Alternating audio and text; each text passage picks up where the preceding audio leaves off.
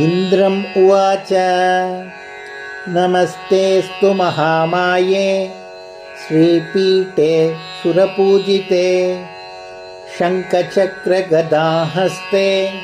महालक्ष्मी नमोऽस्तु ते।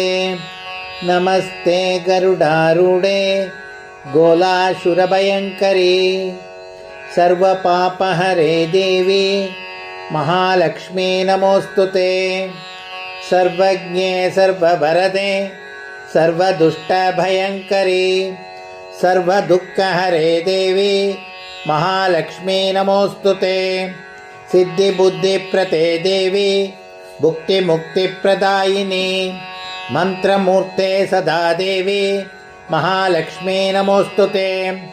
आद्यन्तरहिते देवी आदिशक्ति महेश्वरी योगज्ञे योगशम्भूते महालक्ष्मी नमोऽस्तु ते। स्थूलसूक्ष्ममहारौद्रे महाशक्ति महोदरे महापापहरे देवी महालक्ष्मी नमोऽस्तु ते।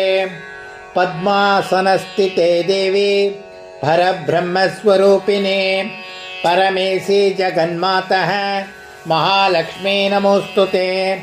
श्वेताम्बरधरे देवी नानालङ्कारभूषिते जगत्स्थिते जगन्मातः महालक्ष्मी नमोऽस्तु ते। महालक्ष्मी अष्टकस्तोत्रं पठेत् भक्तिमान् नरः सर्वसिद्धिमवाप्नोति राज्यं प्राप्नोति सर्वदा।